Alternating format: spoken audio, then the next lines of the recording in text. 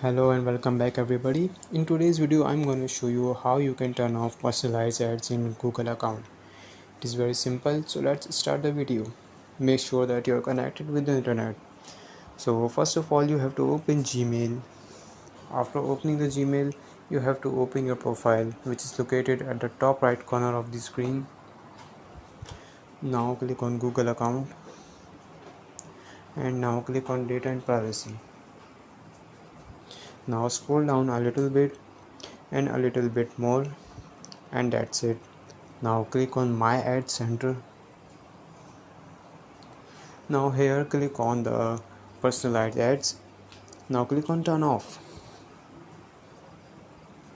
and now click on got it, and that's it. Your personalized ads are now off and now you won't see any ad on Google account. It is very simple. I hope this video will help you a lot. If so, please consider liking this video and subscribe this channel. Thank you.